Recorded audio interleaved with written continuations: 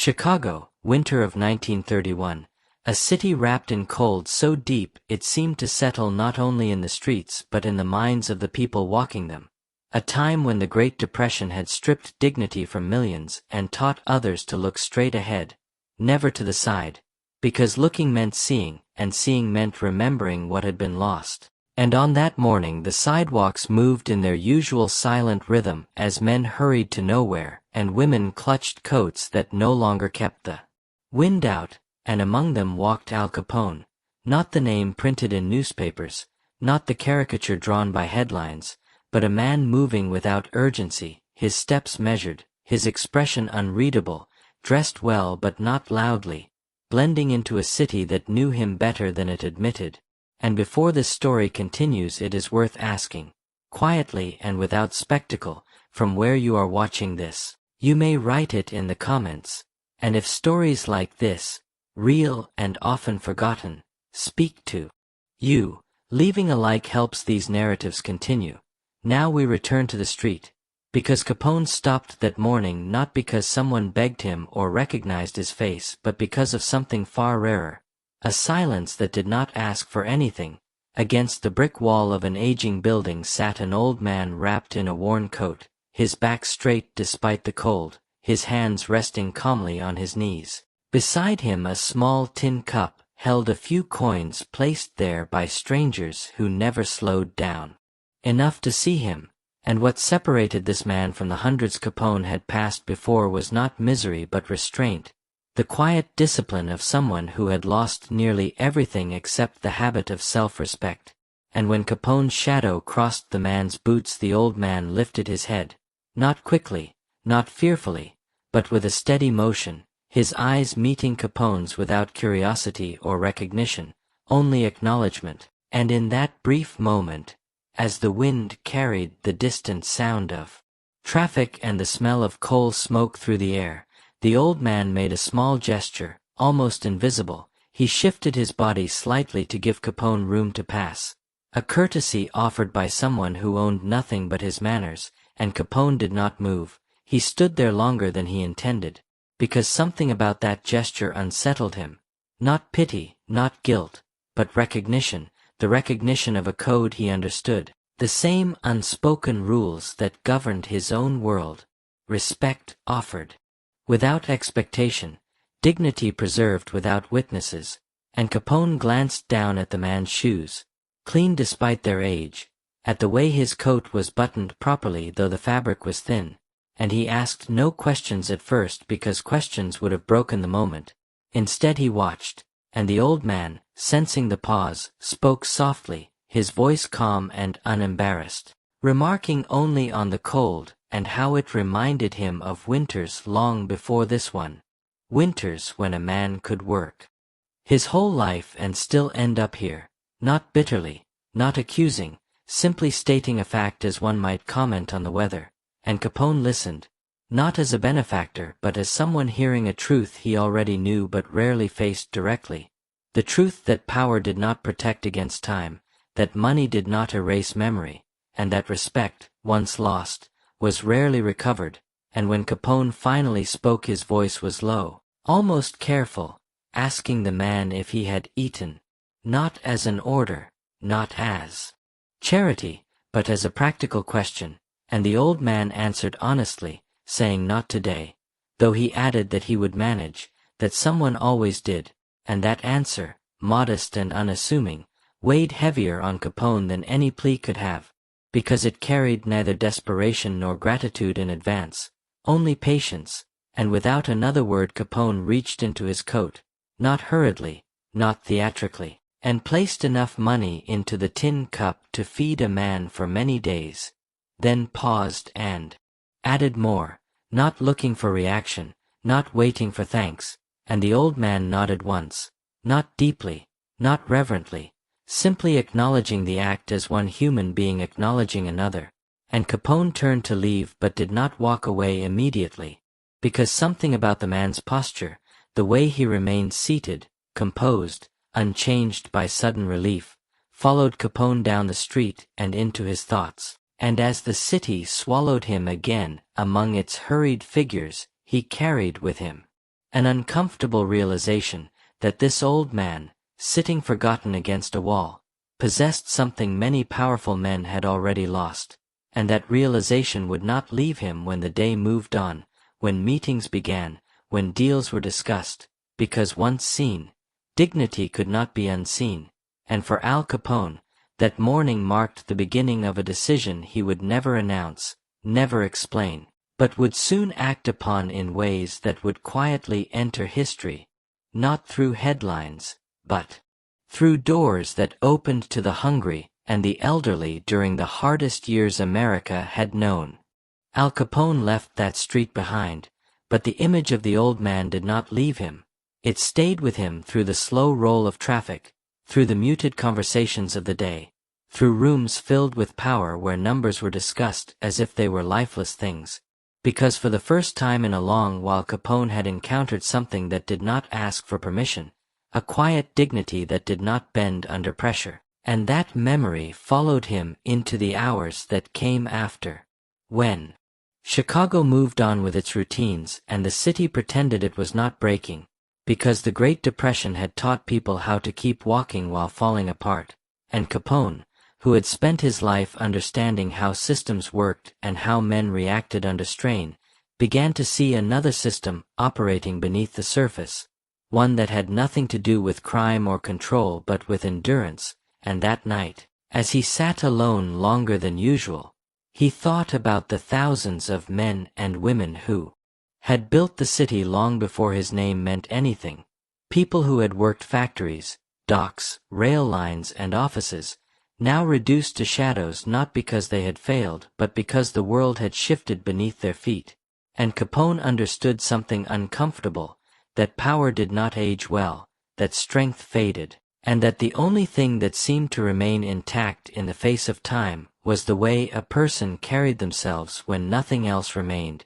and the old man on the street had carried himself with more composure than many men Capone knew who owned entire buildings. And the next morning Capone acted, not impulsively, not emotionally, but deliberately, because when Capone decided to do something, he did it with structure. He called in one of his most trusted men, someone who did not speak unless spoken to and who knew better than to ask questions, and he gave him instructions that were unusual, even by Capone's standards. He told him to identify the places in Chicago where the elderly gathered when they had nowhere else to go, not the well-known charities that attracted attention, but the small, strained institutions operating quietly in the background, places that never made headlines because they had nothing dramatic to offer except survival. And he made one thing clear: his name was not to be mentioned, no records, no acknowledgments, no gratitude, because this was not about reputation. It was about continuity. Days passed as information came back, lists of locations, numbers of beds, shortages of food, heating problems, staff stretched thin, and Capone read every detail, not skimming, not delegating, absorbing the reality that these places were not failing because of mismanagement, but because the demand for dignity had outpaced society's willingness to provide it. And Capone approved the first wave of support quietly, ensuring that kitchens stayed open, that heating coal was delivered before winter deepened, that staff wages were paid on time, so the elderly would not be turned away because someone had quit. And while the city continued to talk about crime, about raids, about morality, something else was happening beneath the noise. Older men and women were being fed without knowing who had made it possible. And Capone did not visit these places. He did not stand in doorways or shake hands, because he understood that presence would change the nature of the act. It would turn assistance into obligation, and that was not what he intended. Yet despite the distance he remained aware, asking quietly if the food had arrived, if the rooms were warm, if the lines were shorter than the week before. And somewhere in the city, the old man from the street continued to sit where he always had, unaware that his simple gesture had set something larger in motion, and that realization, that a single moment of quiet respect could ripple outward, settled into Capone's thinking in a way nothing else had before. And as weeks passed, what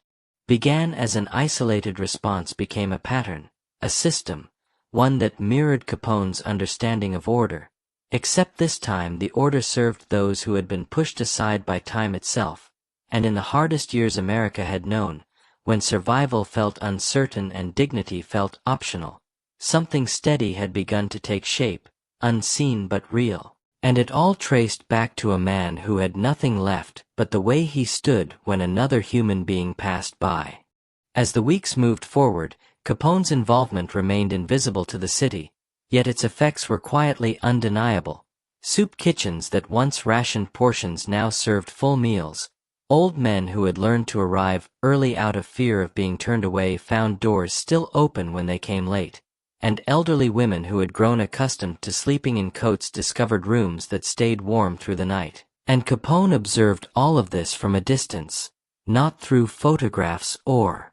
praise but through numbers that finally meant something different to him. Fewer turned away, fewer nights without shelter, fewer people disappearing from the edges of the city without explanation, and it unsettled him because he was accustomed to controlling outcomes through force or fear. Yet here the outcome came from consistency, from showing up every day without demanding anything in return. And this unfamiliar dynamic forced Capone to confront a truth he had long avoided, that power used quietly often lasted longer than power announced, and as the city's winter deepened, the memory of the old man returned again and again, not as a face but as a presence, a reminder of restraint, of patience, of a generation that had endured without complaint. And Capone began asking questions he had never asked before, not aloud, not to his men, but to himself, questions about what remained when ambition burned out, about what legacy meant in a world that remembered only extremes.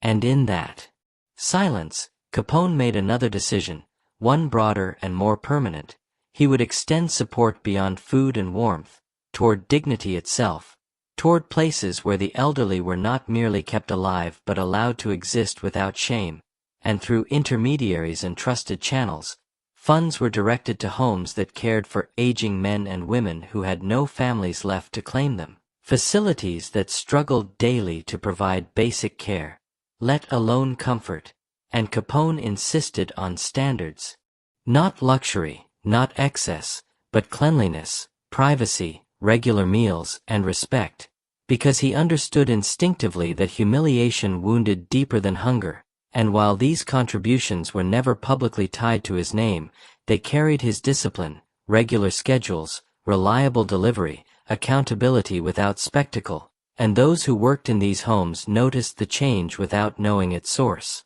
noticing only that for the first time in years they could plan beyond tomorrow. And somewhere in the city the old man from the street was no longer sitting against the brick wall, not because he had been rescued in a dramatic fashion, but because someone had quietly ensured he had a place to go. And Capone never asked where he ended up, never sought confirmation, because the act itself was enough, and in that restraint lay the true transformation, not of the city, not of history, but of Capone's internal measure of worth. And as spring approached and the ice receded from the sidewalks, the structures Capone had set in motion continued to operate without interruption, surviving scrutiny because there was nothing to expose, no speeches, no plaques, no faces attached to the help, only the slow, steady reduction of suffering among those society had already written off. And Capone watched as the world continued to define him by violence while something else, something quieter, endured beneath that definition, and it did not absolve him, it did not erase what he had done. But it complicated the story in a way history rarely allows, because history prefers simplicity, heroes and villains, clean lines and loud endings, yet real lives, like the old man's, like Capone's, rarely followed such patterns. And as Capone stood one evening looking out over the city, he understood that this chapter would never be told in courtrooms or headlines, but it would live on in meals served, beds warmed, and years extended quietly for people who would never know his name. And for the first time, that anonymity felt like the most honest outcome of all. By the time the city began to sense that something subtle had shifted, Al Capone had already retreated several steps behind the change itself. Because that was his instinct, to move first and be seen last. And Chicago in the early 1930s was not a city that noticed quiet improvements easily. It noticed noise, arrests, blood, headlines. But it did not notice when fewer elderly men slept under bridges or when soup lines shortened without explanation. Yet those changes accumulated slowly, almost invisibly, and Capone understood that invisibility was protection, not for himself, but for the work, because attention would have poisoned it, turned it into spectacle, and spectacle always demanded repayment, and Capone had no interest in gratitude. What occupied him now was something closer to balance, a sense that for once an action might exist without a ledger attached, and as weeks turned into months,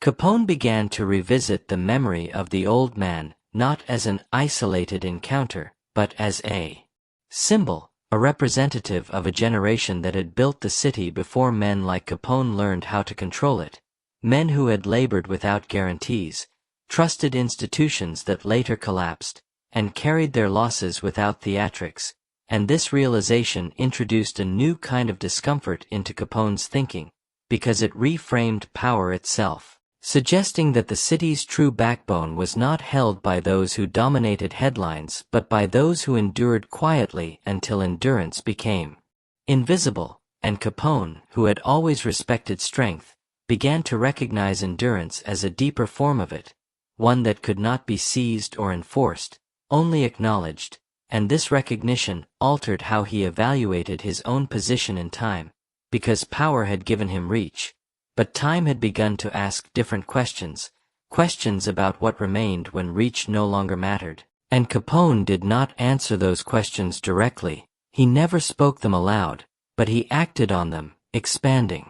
his quiet support beyond food and shelter into permanence, directing resources toward institutions that would outlast any single winter, including facilities that cared specifically for the elderly who could no longer work, places that had existed before the Depression but now struggled to survive under its weight. And while Capone's name never appeared on any document, the consistency of support bore a signature of its own: reliable deliveries, predictable funding, a refusal to abandon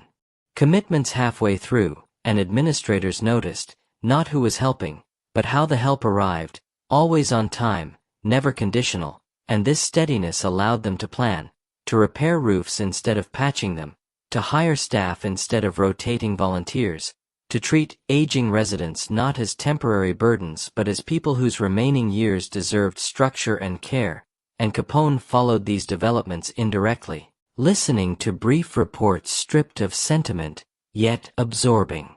their meaning fully, because beneath the operational language he heard something else, continuity, and that word mattered to him more than he would have admitted, because continuity was something his own world rarely offered. Deals collapsed, alliances shifted, fortunes disappeared overnight. But here, continuity meant that an old man could wake up tomorrow expecting warmth, food, and a bed. And that expectation itself was a form of dignity restored, and it was during this period that Capone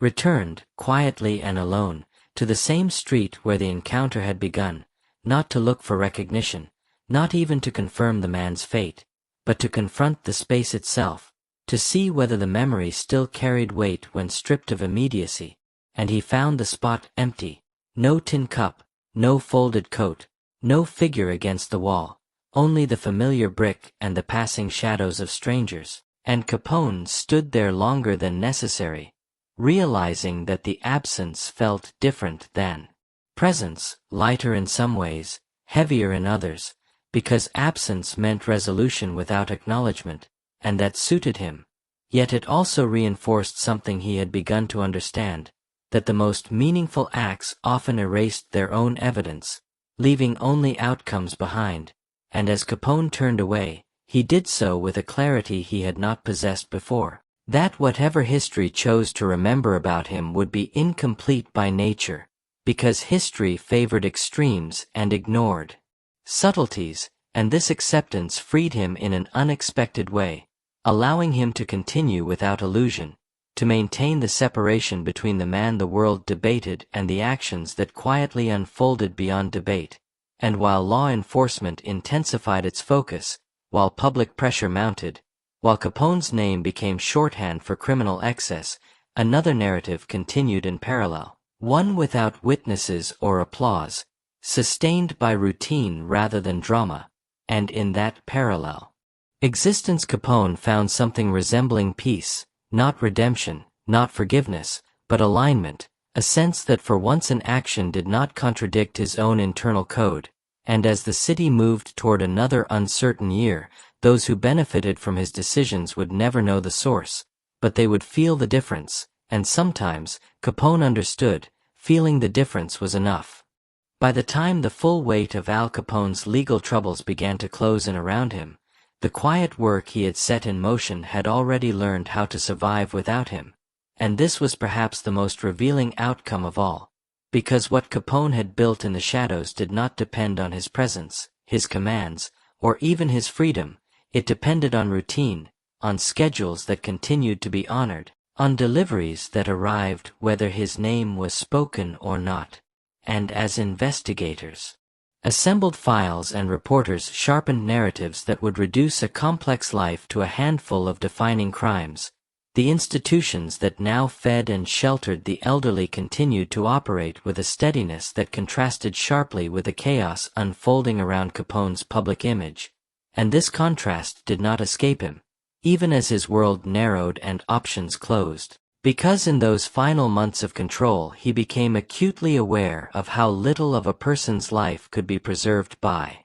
reputation alone, how quickly the public record flattened nuance into accusation, and how rarely anyone paused to ask what had endured quietly alongside the noise. And Capone, who had once believed that influence was measured by fear and visibility, now understood that endurance belonged to those systems that functioned without recognition, that outlived scrutiny by remaining ordinary, dependable, and useful. And it was in this understanding that the old man from the street returned one last time, not as a memory of poverty but as a reminder of proportion, of scale, because that man's life had not intersected with history books, yet his presence had redirected resources that would extend the lives of hundreds like him, and Capone grasped the irony without bitterness, recognizing that the smallest moment of his recent years had produced the most lasting structure. And when Capone was eventually removed from the streets he once walked freely,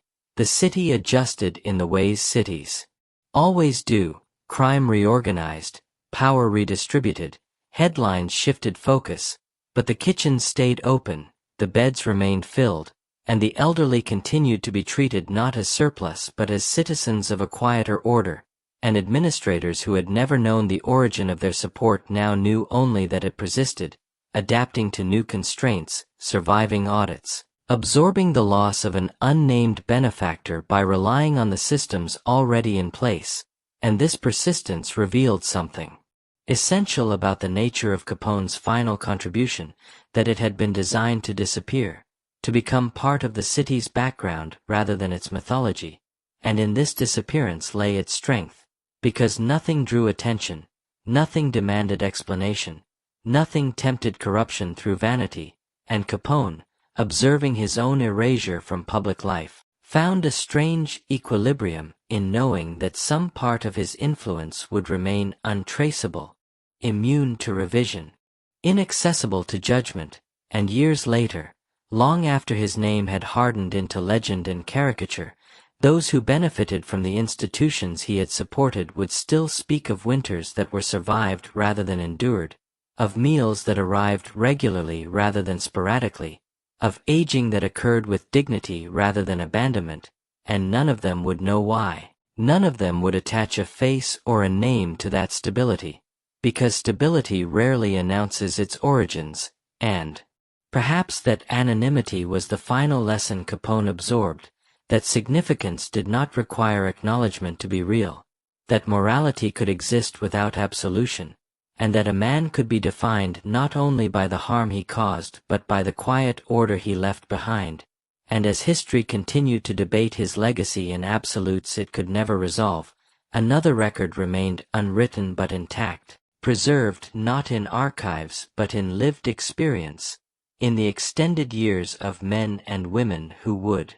never know the reason they were allowed to finish their lives with warmth and routine intact, and this record, invisible yet persistent, stands as a reminder that even within lives marked by contradiction, there are moments that resist simplification, moments where conscience does not redeem but redirects, not toward forgiveness, but toward continuity, and in that continuity, Al Capone's final and most enduring act took its place, unnoticed, uncelebrated, and therefore perhaps most honest of all.